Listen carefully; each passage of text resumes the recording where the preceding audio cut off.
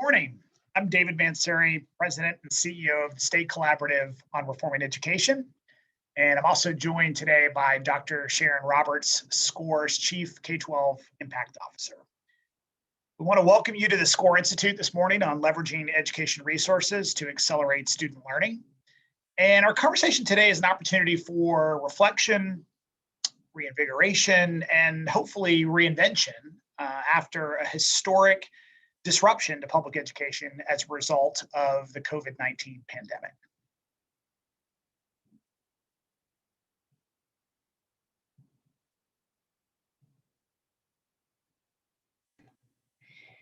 A Zoom era already. Tennessee's educators and district leaders, much like their counterparts across the country, have done significant work for more than a year to provide students with learning opportunities and critical supports during an unprecedented crisis. This work has been hard as educators quickly responded to disruptions in school operations and adopted new practices to engage students. But we know that the pandemic still impacted our students despite these efforts. For example, Black and Hispanic students disproportionately lacked access to in-person learning options during the pandemic or didn't choose them out of safety concerns. From learning loss to a lack of digital access to disruptions in college and career plans, students will need us to step up and do better in the recovery ahead as we adopt practices like high-dosage tutoring or high-quality summer learning, topics of previous SCORE institutes. However, through the passage of the American Rescue Plan, Tennessee will receive the largest single federal investment in K-12 education in history. Our state has the chance to do more than just recover from learning losses with these resources. We can also begin, hopefully, to disrupt some of our longstanding challenges in education equity and education excellence. This latest round of federal support brings a total of approximately $3.8 billion directly to school districts, distributed with a focus on supporting students with greater needs. On average, Tennessee districts will receive nearly $4,000 per student, with the range being somewhere between $200 to $11,000 per student, depending on portion of students with greater needs and after accounting for the state's special schools. And although these funds are time limited, districts will be developing multi-year plans, presenting an opportunity to think both about short-term recovery needs and longer-term shifts in how we do school. Doing this work successfully is not new to Tennessee. When leaders have set strong visions, clear goals, and relentlessly supported our educators to better serve students, we have made historic, widespread gains through wise investments of additional resources. Even with our improvements, we know that long-standing learning and opportunity gaps remain, particularly for Black and Hispanic students in our state. Gaps in mathematics learning, for example, have longer range consequences on the college and career choices available for students, as well as their ability to be active participants in society. We see sobering trends that begin in the earliest grades, like Black students being half as likely to be supported to read proficiently than their white peers, and then continuing all the way through the pipeline with Black students being half as likely to be academically prepared for college as white peers. We also know that based on current success rates at our public education, our public education system only prepares 1 in 10 low-income high school students to enroll in and complete post-secondary education, severely limiting opportunities for economic independence.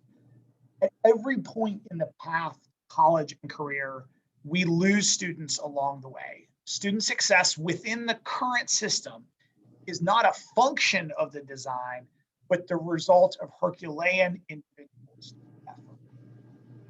As educators, we know that additional resources can matter for student outcomes, particularly when we lean in on research and data, have a relentless focus on student engagement and learning, and take a do now and improve over time approach.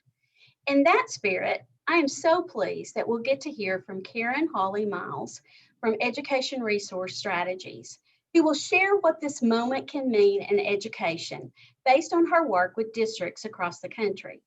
I'm also honored that Superintendents Dr. Adrian Battle, Sean Kimball, and Dr. Russell Dyer will join us to share how they are thinking about this moment of recovery as a chance to shift practices in their districts. This conversation could not be more important.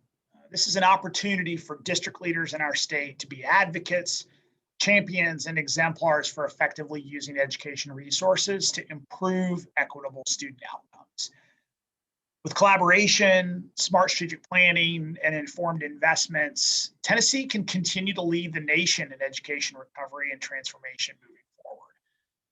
We can show that investing in education in Tennessee students is an investment in our state's health, our state's well-being, and that we should continue funding innovative approaches that come out of this round of investment for the long term. We want to come out of these next few years proving that more resources spent on the right priorities has an enormous impact on kids. On behalf of the SCORE team and the students who have and will continue to benefit from your hard work and commitment to improvement, I want to say thank you for being with us today and learning with us today. Thanks, David. As we get started, I wanted to begin with a quick opportunity to engage you by asking about where you are in your planning of ESSER 3.0 investments. On your screen, you should see multiple choice questions where you can select multiple answers. Question 1, as your school district begins ESSER 3.0 planning, which of the following approaches will likely be a focused area of investment? I'll give you time to read them and make your multiple selections.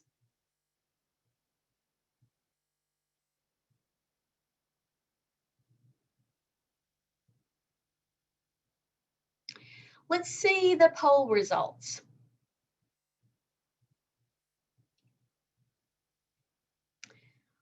So we can see from the results there that the highest mark is strengthening Tier 1 core instruction. But you can see that a lot of the other areas are pretty strong too. Thank you for participating in the survey. I appreciate the range of experiences that are out there in the field. I know our speakers appreciate knowing where you are in your thinking as you really dive into the information and discussion today. Karen Hawley Miles is the President and CEO of Education Resource Strategies, Inc. She has worked intensively with school districts nationwide to analyze and improve their funding systems, school level resource use, and human capital and professional development systems. She has taught school leaders at Harvard, serves as a senior advisor to the Aspen Institute Education and Society program, and served as a commissioner on the Equity and Excellence Commission for the U.S. Department of Education. Thanks for being with us today, Karen.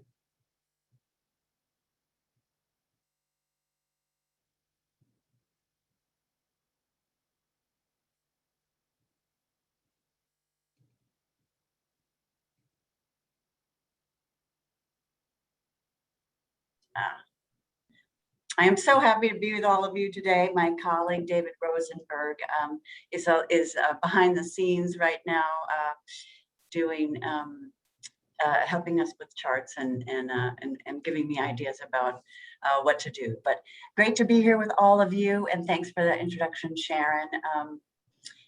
What you didn't share is we're an organization based outside of Boston, and we have about 40 or so folks that are working all over the country right now in some pretty deep ways, right in the moment on the ground, supporting districts and trying to think this through. And so really since March of about last year, we have been in an all-out scramble to support the district leaders that we work with in responding to this moment right now and meeting them right now where they are, and bringing the lessons and tools that we have created over the last 15 years of our existence to that work.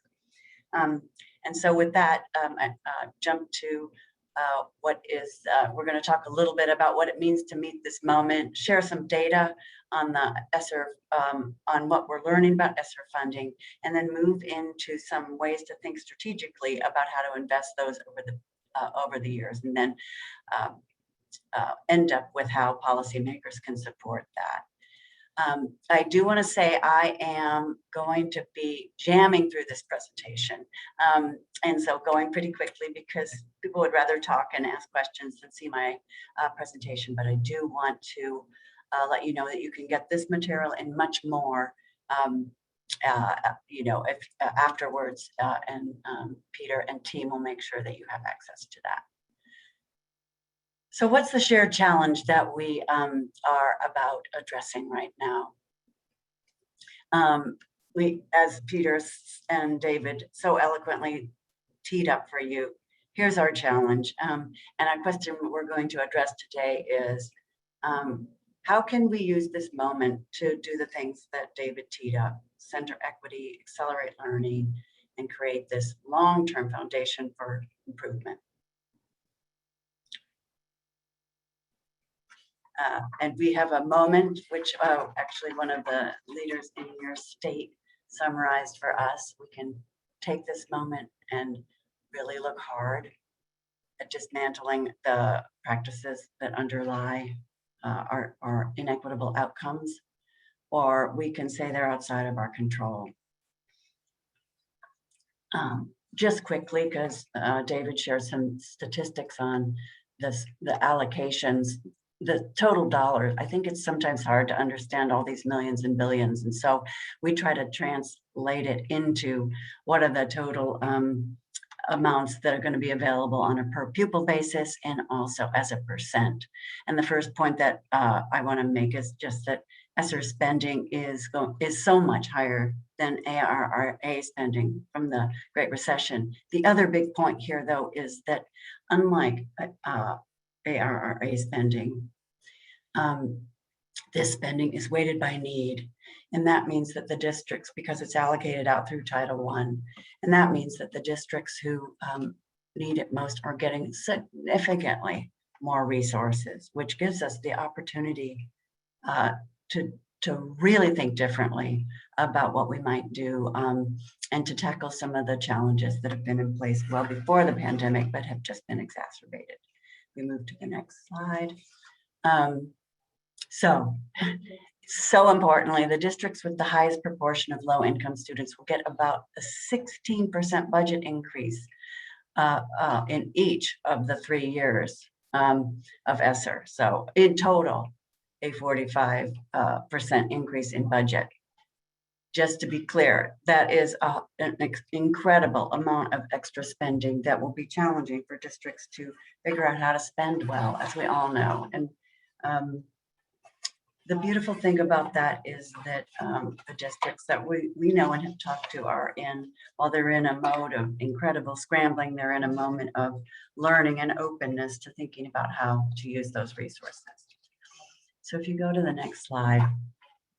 This year has brought dramatic changes in mindset about what's possible in K-12 education. You know, we talked a lot about, how challenging it's been. Everybody's reading stories about how overwhelmed teachers and district leaders are. And that's true. At the same time, when we talk to district leaders, they talk about all of the ways in which things we never thought were possible now seem much more doable. And they open up new avenues for how we can think about what's possible in education and how we design it. Just quickly, changes in school designs to better meet student needs are possible. Technology can be a central part of instruction, where before some of the solutions we had about moving to remote learning and things like that seemed completely impossible. Now we've dramatically expanded digital access. Teachers have become much more familiar with how this could work. Families say that they are much more deeply involved and they want to stay that way. We've seen all sorts of variations in teacher roles that can be differentiated to benefit everyone. We've seen community partners and programs pushing in to support students in schools and surrounding schools with other kinds of supports. And we've seen a change in mindset over this period of time around tackling the challenges of racial inequities. and a sort of a holding of this challenge that's much more universal. So, you know, where we've been in the same sort of way we've organized school in lockstep across, you know, in same class sizes for everybody, same periods for everybody, same time slots for everybody. We now see that there are all sorts of ways we can shape up how we shift out how we've designed schools. But we do not need to start from scratch. Before the pandemic and before all of this, we knew what strategies accelerated learning for all students. And so we can start with a clear focus on what the exacerbated student needs are that the pandemic has created, which are you know, academic and social emotional needs, including both the kinds of supports that are required for physical mental health, as well as the need to do relationships. We picked these strategies also because they tackle the underlying cost structures in ways that enable them to be sustained after the dollars run out. And one of the things that we are gonna, I think, keep coming back to over this time is, you know, we have all had experience with the cliff, the fiscal cliff. And when those dollars run out, we need for the practices to have been sustained and embedded and move towards the future. So we have identified these 5 power strategies for accelerating equity-focused recovery. They meet those standards that I just laid out. You can take a minute to read those. When you filled out that survey, it's clear actually that you are all, between all of you, you're addressing these 5 areas for sure. And in fact, time and attention is the primary one that you're addressing. I was really pleased to see that you had a number of you are looking at improving the teaching job. We maintain and say over and over again, the research shows that unless we can get great teachers and keep them in the roles that they're in, and keep growing them in those roles, we're never going to be able to sustain the kinds of increased learning across the board that we want. And changing the nature of teaching job, especially at the secondary level, is going to be critical to making this happen. We can come back to that more and ask questions about that. But even if we know the strategies to invest in, it's challenging to figure out how to do it, especially when you're trying to stand up new programs and new staff and new ways of doing things this coming fall, and figure out how those things transfer to the coming years. This just shows you we've analyzed, and we think this is actually a really interesting role that states could play looking across the district. But we've analyzed 3 districts in 3 different states as to how they're spending their dollars for next year. And we've categorized them by our power strategies. And what you see is that there's no one necessary way to be organizing the spend, and that it should fit the strategy and needs in that district. But some districts have been able to direct more than others to the power strategy kinds of things. We're not saying that the spending in the areas that are the gray areas, the common other investments, are necessarily unstrategic. All of them. We may need to make facilities upgrades, we may need to do these things, but they do need to be put in the context of how we're building towards those other things and what will happen when the dollars run out to those. So there is pressure to address immediate needs, which can limit the efforts to change underlying cost structures. And you can see these typical quotes. I'm guessing some of you district leaders are raising this with your communities and living in this tension of trying to respond to this immediate moment and design for the immediate moment while also keeping that longer term goal in mind. And there are all sorts of pressures here that are listed. I would highlight here the lack of strong processes to determine how best to invest these funds, and an overall mindset that that we need to spend everything on direct student service that's happening now, and a typical mindset that is we're not necessarily going to invest in doing things in new ways, in transition costs, or even in building up the capacity. Could be short term in building up the capacity of central offices and other school supports to be able to do this really well. And So one way to think about this, we love this chart, but that's because we're geeky ERS folks. To think about this idea of do now, build toward, is that we have this moment to shift spending. If you look at the light green there, starting there, you have a set amount that's your basic budget, and ESSER funds is giving us this uptick of spend for a period of years. And what we need to do is invest in ways and plan in ways so that we're investing in the dark blue to some near-term recovery needs, but we're also investing in the work to lay the groundwork for redesigns, and then that we're shifting spending so that ultimately we get back down to a run rate that lets us kind of continue on with the practices that we introduced during this period to address the student needs, which, while exacerbated and will go down somewhat over this period of time, existed pre-pandemic, especially in these districts that we're working in. So just a couple of charts to end up. This do now, build towards piece seems to be really important here in helping districts think about this. So what are we, what's our vision of what we build towards, so that the things we do now are done in that context and can be monitored and built over time so that they do that. So we took this one of the power strategies. So if you want to expand and vary time, I'm guessing a bunch of you are investing to extend core time, create small group instruction, and add high doses tutoring. But really, if we want to build toward new designs for learning, we want to be thinking about extended school days and years, intersessions, intensive high dosage tutoring, which is just an ongoing part of helping students stay on track all throughout their learning career. Thinking about smaller class sizes and priority grades in subjects, which means you have to shift up staffing models and schedules in other subjects. Thinking about how to leverage technology across live and asynchronous platforms and change up the resource needs based on that. And thinking about how to expand course offerings and opportunities to have access to great teachers through online sorts of courses. So starting with this vision of what we're trying to do in each of these power strategies, and even I would say a step up, what are the kinds of experiences we want for students to be having at the end of this 4-year period is a critical piece of what we're doing. We have built these out in all of our power strategies areas, and you can look at those late. I just want to spend 1 second on this one, because it's this teaching job, improving the profession. It's a category that many districts are not investing on through their ESSER funds, but we would argue that this is integrally linked with providing great student experiences. So now there are a number of things we can do right now based on the sorts of shifts that we've had. We can expand flexibility in who's engaging in instruction in Tennessee, and we'll talk more about that. You've got some policy surrounds that enable this. You can revise master schedules starting next year, thinking about reducing teacher loads. Many of you are investing to strengthen curriculum and assessments in schools. And these bottom things, which aren't huge resource things about wellness and stay conversations.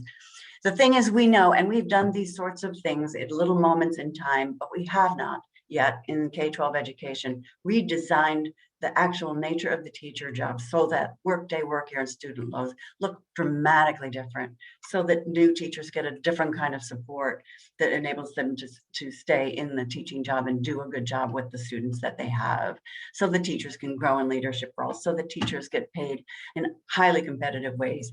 We can do this through shifts of resources, and we can do it by doing the things we do now with an eye towards the kind of opportunities that we want to create. We can talk more about this. Would love it if some questions came up. We cannot do these things without shifting resources. And that was my fancy little chart showing the shifts. We're going to have to shift up cost structures in order to fund these visions long term. And there are 7 big ways that that can happen. One of the ones that we hadn't been talking about pre-pandemic is reducing teacher facilitated time to free time for teacher teaming. That doesn't necessarily mean we're reducing student learning time, and thinking differently about how we count learning time and how we create opportunities for learning, so that we can enable really different roles and jobs for teachers, but the same, but even more personalized attention from the teachers and more opportunity for them to connect and understand student progress. And so last thing I'll end it with is, how can state leaders inspire these sorts of changes? So important to remove the policy barriers, and we can talk more about that. in terms, and Tennessee has a good start on many. Sponsoring pilots, creating planning, design, and tools. I saw the other day that there are some grants that the state of Tennessee is giving to support planning. It's not that easy to jump into planning, and we know that everybody's trying to invent this in the moment. And you can see the rest, which we can talk further about. And with that, I want to, so just a quick summary of, yeah, with that, I'll turn it over because I know we've got lots to talk about and want to get more folks into the conversation. Well, thank you, Karen. I really appreciate that. I know I've heard this conversation, some version of it before, and I always have so many thoughts as I listen to you and the work that you're leading. As we prepare to move into the panel, I want to get some feedback from our audience to gauge where we are in our learning at this point. The choices for both questions that you'll see are ERS's 5 power strategies you just learned about. The questions are different though. So question 1, multiple choice, single answer. If you had to choose one of the power strategies for accelerating equity-focused recovery and redesign, will you have the most work to do? And pick one of those 5 areas. And then the second question, which is a multiple choice single answer this time. If you had to choose one of the power strategies for accelerating equity-focused recovery and redesign, which will be most transformational for students in your district, which would you choose? I'll give you a minute to think about that and make your choice.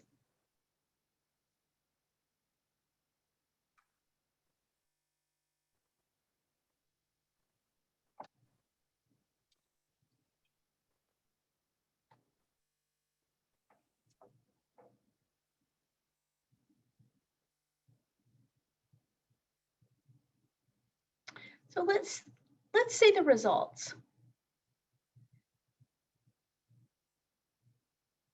All right, I know Karen and our panelists are going to be interested in seeing these results. Where you think you're going to have the most work to do will be empowering adaptable instruction. But you can see time and attention and relationships and social emotional support. We've talked about a lot of that in our state, are right in there with strong results also. And then with regard to transformational, we can see that we feel like empowering adaptable instruction is still really strong. Improving the teaching job, as Karen talked about a lot there, is also a pretty strong one.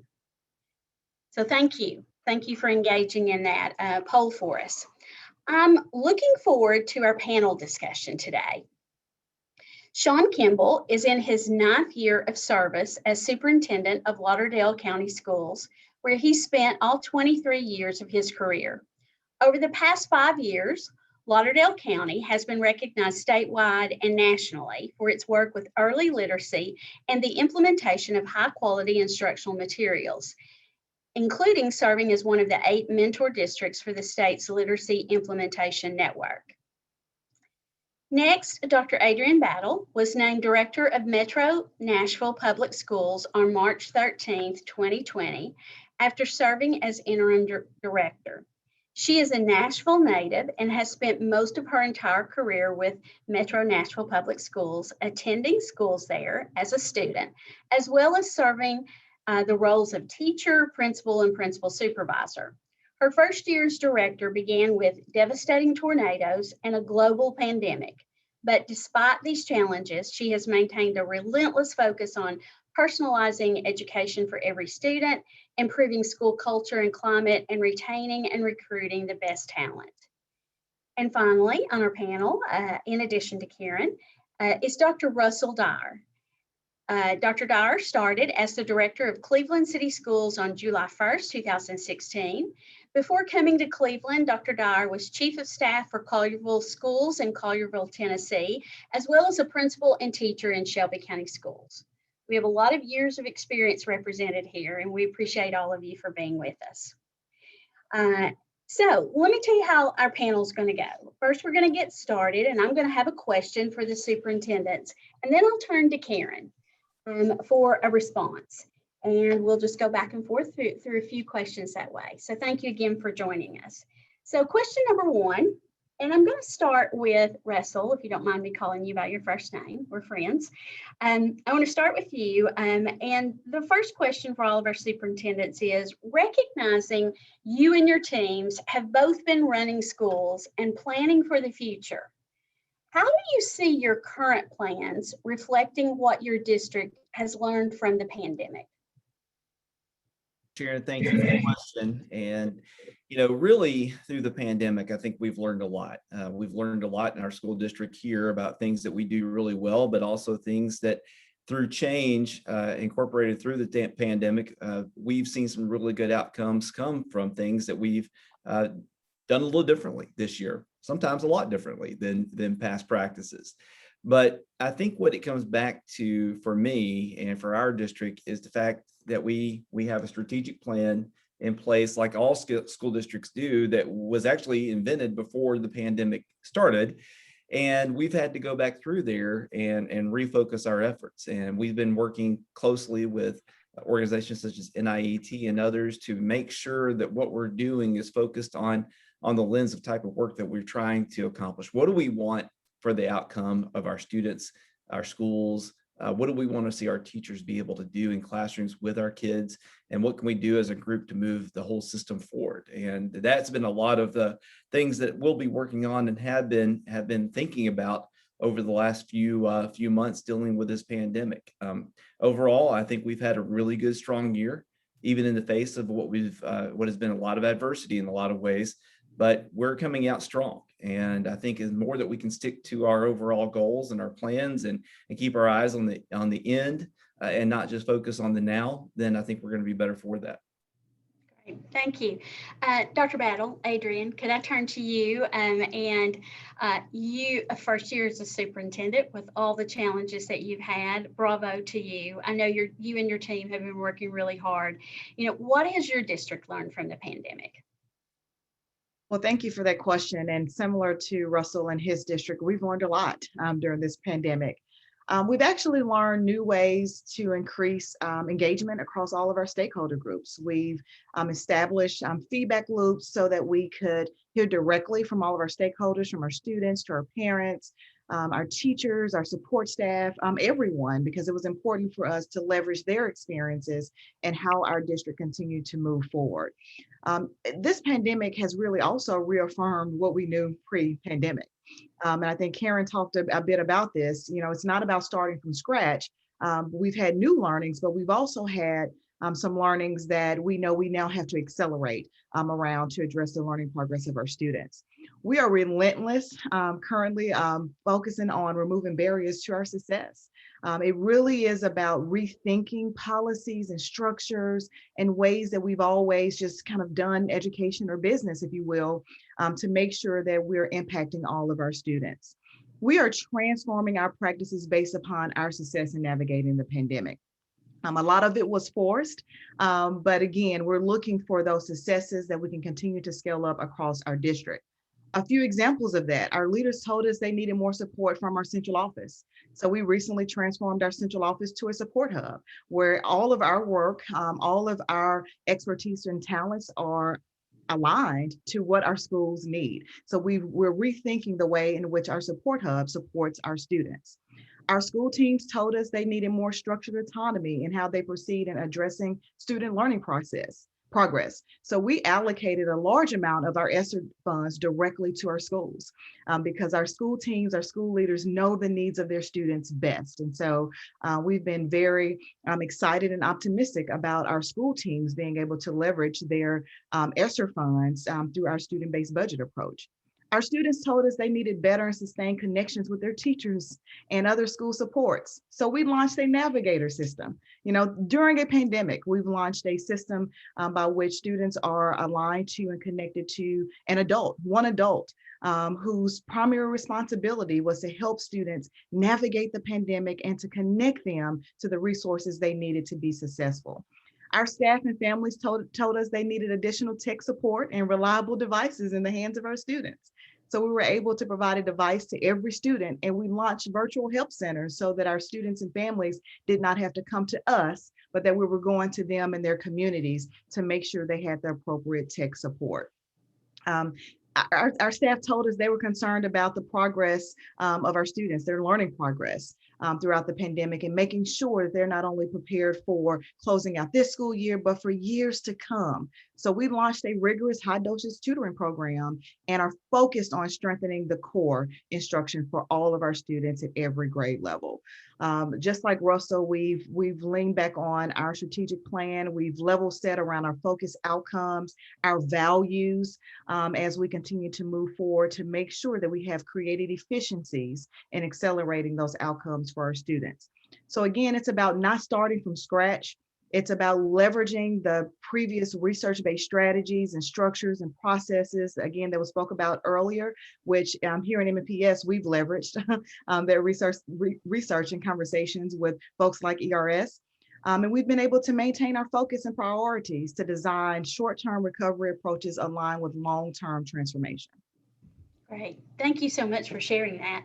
Sean, let me turn to you next, and would love to hear about, I know you've been working on a number of things in your district because you've been there for a while. What have you learned through the pandemic?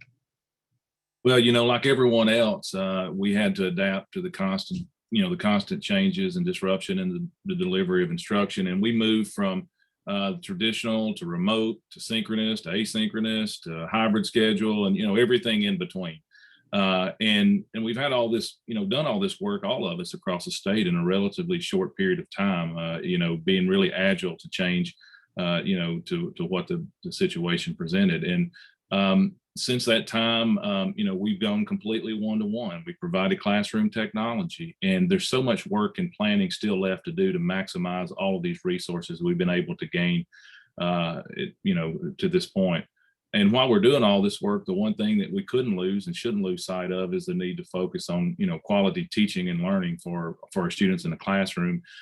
Simply buying technology or, making the changes that we've had to make in our district to meet the needs of our students simply isn't, the way to turn the tide. We have to be very intentional in our approach in addressing the needs of all students moving forward. We've here in Lauderdale County, we've been implementing what's considered best practice with our high quality instructional materials in our curriculum here. But we made sure that during the pandemic, we stuck closely to those high quality materials and the principles of instruction that we had, implemented prior to the pandemic. But we do know that if students are behind coming out of the backside of this, that we may have to, change our practices and reevaluate how we're delivering core instruction and providing those extra supports. And we know, we still have a tremendous amount of work to do. And honestly, I feel like that we've been in transition mode, but now we're moving that transition into recovery. And we have, again, a tremendous amount of work to do. And we understand the need to accelerate learning for all of our students in the face of the challenges that are behind us and ahead of us. And so I think, the pandemic really forced all of us to think critically about what was in motion when it hit, and how we must adjust in moving forward. And I think, now's the time for all of us that we have these tremendous resources, and we need to make sure that what we're doing is the right work for our students, and that we're, moving the needle in the right direction. And I'll go back to one thing that there's been so many great comments, but one thing that David said earlier about disrupting some of the long-term trends, I really like that because from leading, from a distressed county, sometimes we, feel like that maybe we don't have the equal access to some of the resources that others have. Well, now we have resources, and it's our intention and our duty to make sure that we use those resources to level the playing field. So again, really excited about the work ahead, and know that it's going to be hard work, and we're certainly in for it. Great, thank you. I love that, our intention and our duty. I like that a lot. Karen, let me turn to you now. What connections do you see between our district leaders' experiences that they've just shared and what you see in working with other districts across the country? Yeah, I would just first start by saying that this group was specifically chosen as examples of places that started with a strong strategy or a strong strategic perspective and this vision piece. This is not necessarily what we're seeing across the country and across all places. So this group is not necessarily what is playing out even in the rest of the districts in Tennessee. I mean, so there's still so much work to do even now to solidify those strategic plans and to do the more systematic work about even saying, how am I going to spread these dollars over the 3-year period? How am I going to prioritize these different things that we ask this group to prioritize? So I would just say, we shouldn't think that this is representative of what's happening everywhere.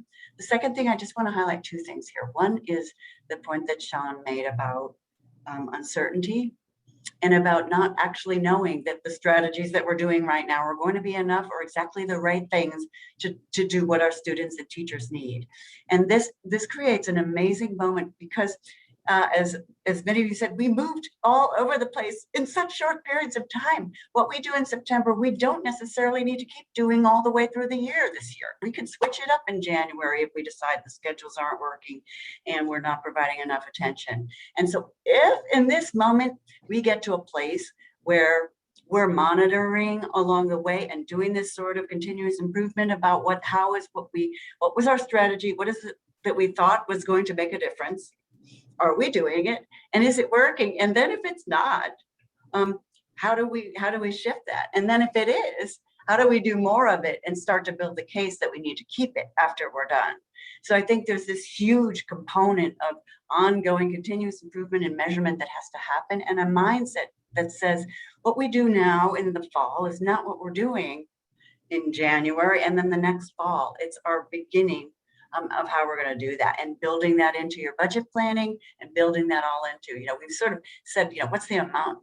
Putting dollars till later actually gives you some more flexibility to figure out what you're going to do, so long as you have plans to spend it so it doesn't turn into those liabilities. And the second thing I just want to highlight, and we can talk about later if it's a question, is this issue that Dr. Battle raised about engaging the stakeholders. Incredibly challenging in a moment where you're making such fast decisions about how to spend the money in September. So what's the process that you use to do this engagement? And I think this is just a real area for collaboration and work. What are the various ways we can get stakeholder engagement? How do we keep that engagement as we're designing new strategies and understanding how they're working? I think it's just going to be maybe a new frontier for all of us. Great. Thank you so much. Very insightful. Okay. Question number 2 for our superintendents. What do you need most right now to take advantage of the resources provided by the federal government? And we can shake it up. Would someone like to go first?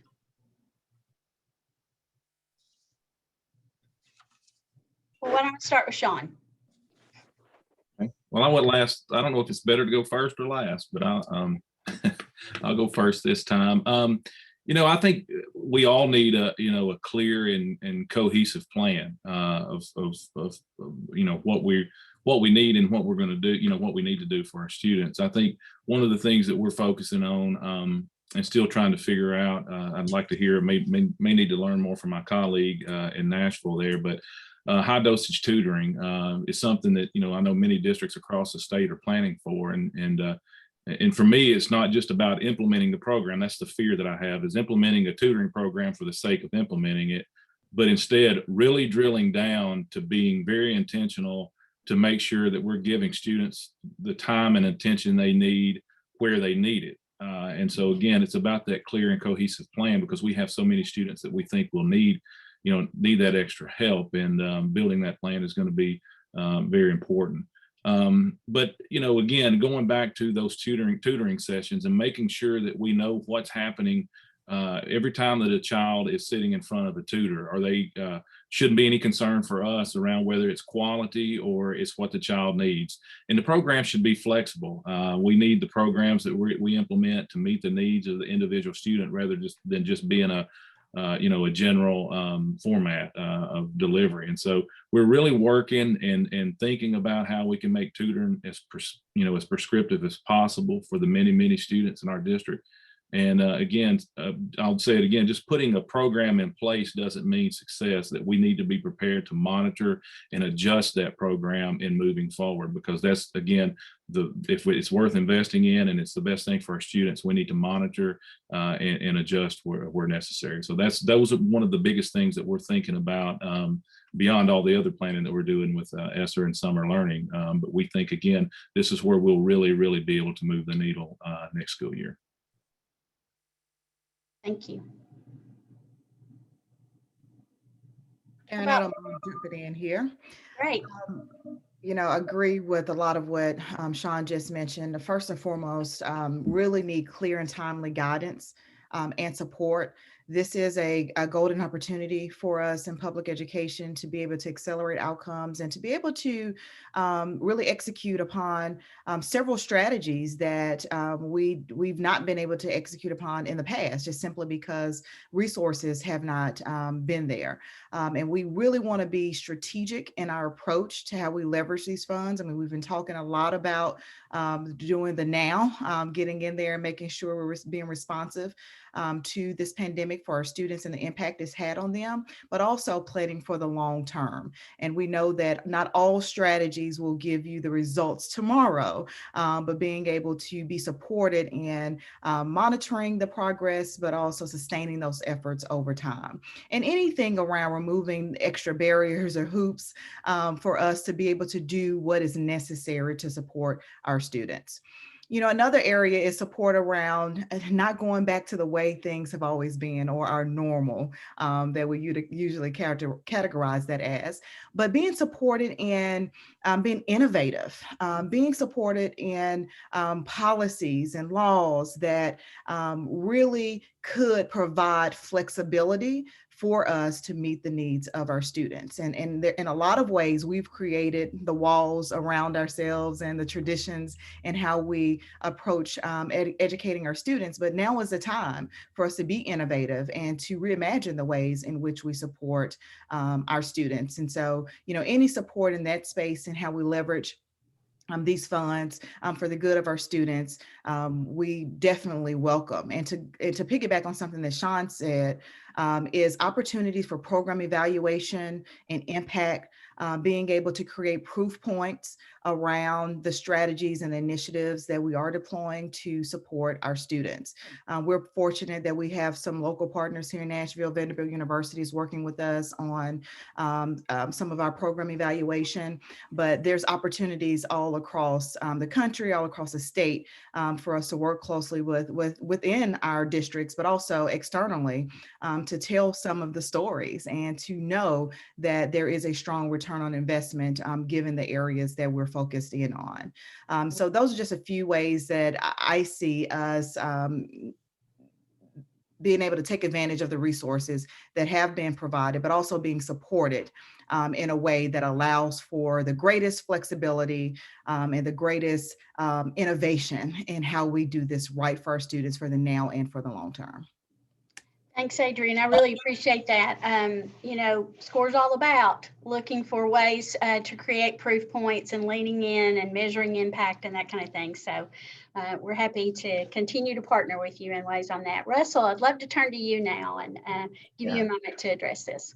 Yeah, and I really could just say ditto to what Adrienne and Sean have said, because I believe that they have hit the mark there, you know, and picking up on what Sean said specifically, you know, right now is our opportunity to really focus on moving the needle and making sure that we're doing everything possible to help make sure that every student is learning the Tennessee standards and making sure that they're making adequate progress. And I think we have to become very clear about what our vision is as school system leaders and working with our administrators in our schools and so forth to really drive that point home and to make sure the school board is informed and that they have bought into the vision and mission and things that we're trying to do, and that they know what the plan is and where the money is going and how that's going to affect the strategic plan that in most cases, I think the school board has approved. So I think it all connects and those dots all connect together, but we have to make sure it's very clear and that the vision is there so that everyone is catching on to what we're really trying to do. We're not just getting a big pot of money that we can just go spend on a lot of things that we want to spend money on. This isn't about pet projects. This isn't about stuff that's just, you know, on the hot list for today. It's about what really connects back to our plan and what it's going to take to move our students from where they are to where they need to be in 2 to 3 years or sooner. And the more we can do with that, the better we're off going to be. I think what Adrian said, we need clear guidance. We need to make sure that we have good clarity about what does the state want, what does the federal government want, what do, you know, all these different factors that come in, what does our community want out of this? And then also getting down to it, we need a good source of very reliable vendor partners that can help us do this work as well. That's going to be a critical piece of this, whether it's working with NIET or TNTP or SCORE or TOSS or any of those different groups that are out there doing great work. How can they help us through this? And how can we decipher what is high quality versus not so sure? So those are different parts that I'm looking at as well. Right. I think that's a critical point, Russell. I remember my days as a superintendent back during Race to the Top, trying to determine what's good and what's the best strategy to take and that kind of thing. Karen, help us paint a picture for how Tennessee can really lead the nation in recovery, led by smart decisions of district leaders, implemented in a policy environment that really focuses on student outcomes. Yeah. Well, I would say first, building on the comments that our superintendent said, you know, really organizing to support that work, which I think begins with supporting, I think, communities of districts to do this work, you know, in collaboration together and to be learning together from each other. This question of the context, the policy context in Tennessee is more favorable than many of the states that we're working in to be doing some of these things, knowing full well that it's not exactly perfect and there's lots of opportunities for improvement. But the fact that you all chose empowering adaptable instruction as the centerpiece of the work, you know, in your ESSER funds, I think provides a great starting point. The thing that I would say here is that empowering adaptable instruction, I would argue, cannot happen without significantly changing the way we organize schools and the way we organize teaching jobs. If we want empowering adaptable instruction, that means teachers need to have time to plan their units, to adjust the instruction to do that, to understand what students are learning and assess that along the way, to connect with individual students in a personal way as well as an academic support way, and to figure out what other outside providers can do to support their ongoing learning. So it's not this very different approach. Also, we need different structures of time if we're going to do empowering, engaging learning, because, you know, it doesn't fit neatly into a 60-minute segment. I say all that to say that the Tennessee context can be about creating this inspiring vision for what we're doing and systematically organizing the support for doing that planning work and for evolving it as it goes. You have a teacher compensation structure, not perfect, but that at least encourages differentiated roles. You have some role flexibility that allows adjunct teachers to work to be licensed and worked inside of schools for up to three periods a day, which is actually significant in terms of thinking about different kinds of roles that could happen. You have high school policy that is moving towards more work-based credits that can be earned, which enables really big shifting and thinking differently about teacher time and outside partnerships. And you have a state that at least has a history of trying to provide helpful support to districts in all of that. The last thing I would say too is that there are these general student needs, and then there's two big areas of needs that I think we need to keep our eye on, and that is early literacy. We are going to have, you know, hosts of districts, students that didn't participate in the early grades and are coming into first and second and even third grade, not having the skills that they need, and doubling down on that in districts and figuring out strategies to do that. The state can do a lot to support those things. And the second area is we've got a whole bunch of 9th and 10th graders who are really experiencing high school for the first time in a really different way, some of whom are incredibly disengaged.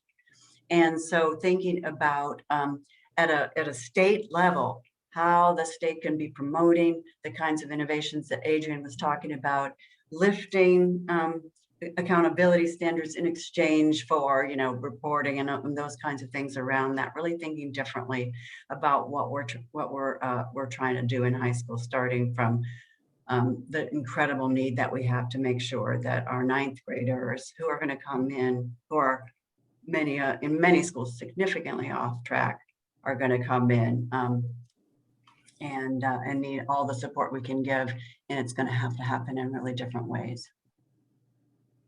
Thanks, Karen. And I tell you, coming off of a year where just the changes and the flexibility everybody's had to have under the veil of a global pandemic, but to think about this opportunity with funding like districts have never seen, and just the topics you talked about.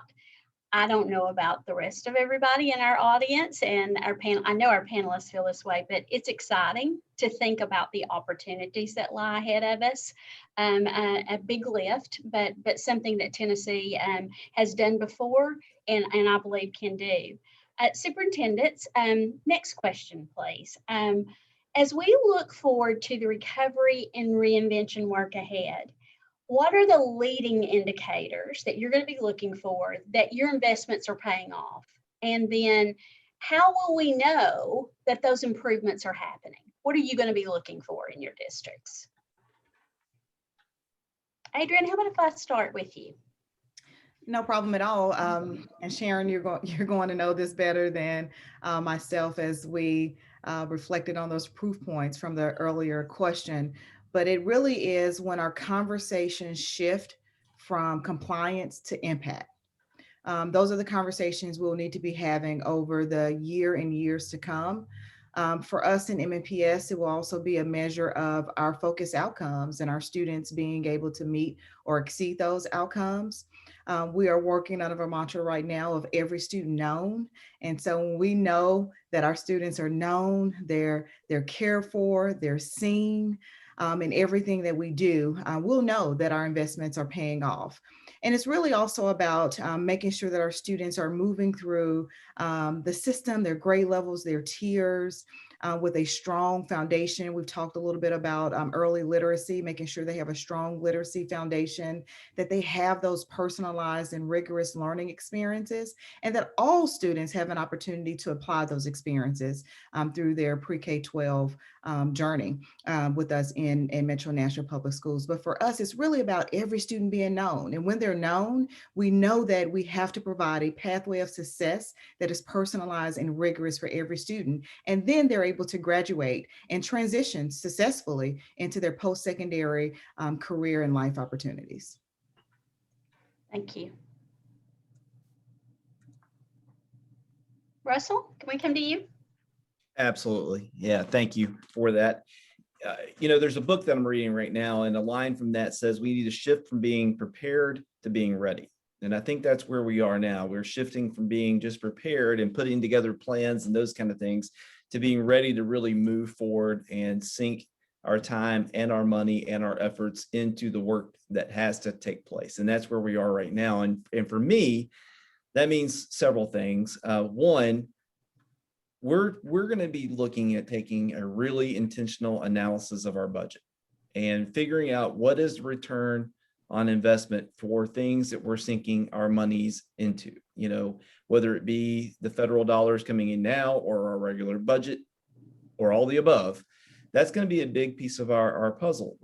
You know, if we're investing in things that aren't really moving that needle and aren't connected to our strategic plan, then why are we continuing to do that? You know, tradition and just because we've always done it this way doesn't work anymore. And that's something that you know, is something that's hard to swallow sometimes, but it's something that we have to face. And we're in a time and place right now where it's time to face that. It's time to get into that and also measure our growth. The whole measure what you treasure phrase that is used over and over again is very true. So we've developed dashboards using PowerSchool Analytics. We can go in, we've created KPIs. We're actually going to be measuring that in an aggressive way. And we're going to be working with our school principals to really train down to the school level, teacher level, on how to use those dashboards and the power behind those to make really strong instructional decisions, but also other decisions that have to be made about how a school is to be run, how a district is to be run. So at the end of the day, we're going to be making decisions based on data, which is something we all talk about, but we really want to make sure that's affecting all things, the budget and all the pieces of our large puzzle here. So that's the kind of work we'll be looking at to figure out if this is really making a difference for us. Thank you. Sean? Yeah, I agree completely with my colleagues, and especially, thinking about the big picture of how we're using our resources being maximized. If there's things that are not working, get rid of them or find a better way to do them. But I'm going to go all the way down to the student level, because we spend a lot of time tracking student quantitative data, whether it's through screeners or benchmarking data or summative assessments, and we can distill learning down always to a number. But I think there's other ways to measure growth too. And I think making sure that we're looking for those ways to measure growth as well. I think just in my experiences in the classroom, as we've been on this trajectory of implementing high quality curriculum materials for several years now, particularly in ELA, what does student engagement look like in the classroom? How do students feel about their learning? If we're teaching a reading lesson, are they enjoying the lessons and showing growth through the background knowledge that they're building through the lessons? Are they using the new vocabulary they are learning in context? And some of the favorite stories I have is going and sitting down and talking with our primary school students, excuse me, and in their conversations, they're using vocabulary words that I know that they have learned through their lessons, and they're using them in context. And so to me, that's a measure of growth and something we should be excited about. And are we seeing an increase in writing skills, and are students more confident when writing? Are the classroom discussions reflecting their comprehension of the story they're reading? And again, is that background knowledge of the important topics relevant to the story, is that growing each day? Are they learning more each day about that background knowledge? So I think, we need to be looking and making sure that students are noticing things in the text, and it's causing them to inquire more about what they're learning. So there's just so many ways to measure learning, and we always talk about those quantitative ways, but I think really focusing on the qualitative is really important for our students and moving forward too. Thank you, Sean. Karen, I'd love to turn to you and ask the question in this way. What's the most innovative, exciting thing you've seen a district try to tackle, and how are they thinking about measuring that? That is a great question. I think going all the way out there, especially in high school, we're going to have a huge challenge with credit recovery. And figuring out how to support students with that. What I am seeing in a couple of the districts that we are working with is really using this moment of thinking about credit recovery to think about mastery-based learning, to use this moment at all levels to think carefully about what are the skills and knowledge how can we break the skills and knowledge that students need to learn into its most essential components, and start to organize ways that students can engage in those things, prove they can do those things and move on, or stay longer in doing those things. And so we see some very exciting work happening around credit recovery, where students aren't having to repeat the courses. They're taking assessments and doing targeted work in much more engaging ways, in project-based sorts of learning, sorts of styles, to make sure to earn their credits in doing that. So I feel like any opportunity to reframe this in the instructional terms is where you get the highest, best innovation, and figuring out other ways to get alternative providers in there so that you can shift resources to the early grades and the personal support, and making sure every student is known. Those are the innovative things that we really see going on. Thank you. Thanks for sharing that. Okay. Next question. If you have, and this is for everybody, but I want to start with superintendents. If you had one message that you wanted to give district leaders about how to make the most out of this moment in time impacting their students, what would your message be? Russell, can I start with you? Sure. I think for me, it's don't let fear drive your decision making. Fear of failure or anything else cannot drive what we do. This is an opportunity to take some chances and do some things that maybe we've been timid to do in the past or don't want to rock the boat or whatever the case may be. But this is an opportunity to do just that. And I think we have some expectations around that to try some new innovative approaches and to look at other ways to do school. So don't let fear stop you. Let's jump out there and try this, whatever that may be. Thanks. Sean? Well, I'll just say simply, there are a lot of great leaders doing a lot of great work across the state. So I learn a lot from them. But I would just say plan your work and work that plan and measure the results in a meaningful way, and then make adjustments, as I mentioned earlier, when and where necessary. If you implement something and it sounds really good, if it's not working, don't keep pushing forward because it sounds really good. Make sure that the results or that the plan is results driven. But there's never been a time more challenging, but there's never been a time more exciting in education. I've said it to our staff many times. Our success is, especially now, is only limited by our own creativity and ability to innovate with the resources that we have. And this is the time that we must take advantage of those resources to see that our students are successful. Thanks, Sean. I know you and I have talked about that quite a bit, about in a few years, we have to have made an impact with this moment in time. Thank you. Adrian. I'll reiterate something I said before, and that is take this opportunity to take stock, amplify, and accelerate what's working, and invest in creating new ideas and solutions for our students. Invest for impact. Keep kids at the center and invest in things that will pay back now and over time. And I also would just share to just emphasize to grow your people.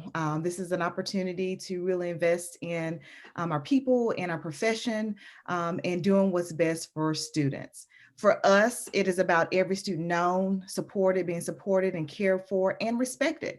This is our measuring stick for our investments. And I just empower everyone else to know your measuring stick. So as was stated earlier, this is not a time to be afraid and to move forward in fear, but to be courageous and make bold strides to doing what's best for our students. Love that. And Karen, I'm going to give you final word on our panelists today. Oh, I think Adrian's words were so beautiful. So I think I'll just try to pull the four of us together. So I think all of us have tried to convey a message that this is a moment to do school differently, and that we do not have to start from scratch to figure that out. We have lots of bright spots in our own systems. We have strategies that are working, and we have examples from research about what it takes to do this work well. And yet we still have lots to learn about how to do that. And so we need to figure out how we're going to measure that and adjust, as Sean Kimball talked about so much. And that we want to do this always with this vision in mind of what we're trying to create, first for students, and then what is the experience we're trying to create for teachers so that we can ensure they have the great, that students have the great teaching that we need. And with that vision in mind, I just want to bring back Russell's comments about figuring out how we do this sustainably, how we fund this sustainably, and how we shift resources away from things that aren't working, which doesn't just include programs and practices. It includes the basic structures that underlie how we organize resources in schools, shifting the way we do our teaching compensation, shifting the number and combination of schools that we have, thinking differently about how we invest in our special education support so that we focus more on early years. So really thinking about those areas that we can shift, things we can also not do in order to sustain what I hope is going to be just the most exciting series of practices and acceleration or of learning that we've had really in the nation's history, which it really could be. Great. Thank you, Karen.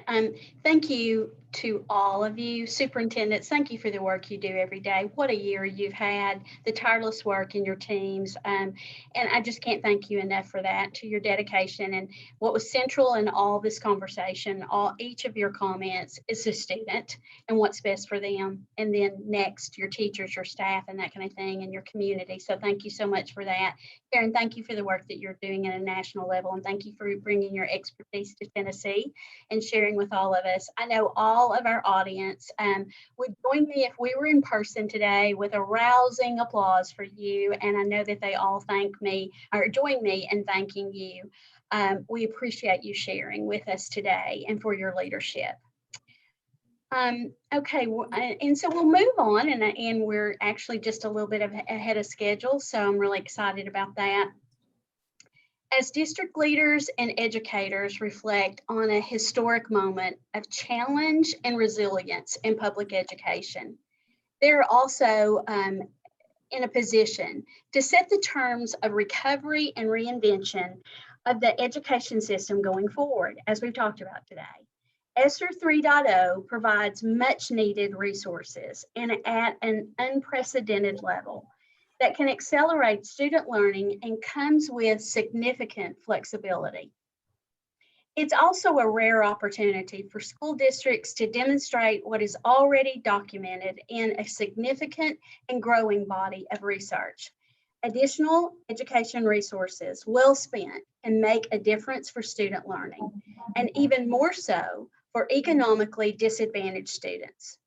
The best strategies will prioritize long-term gains for students in the form of programs to reduce learning loss, especially for underserved students, and to increase equity and opportunities for students who need more support.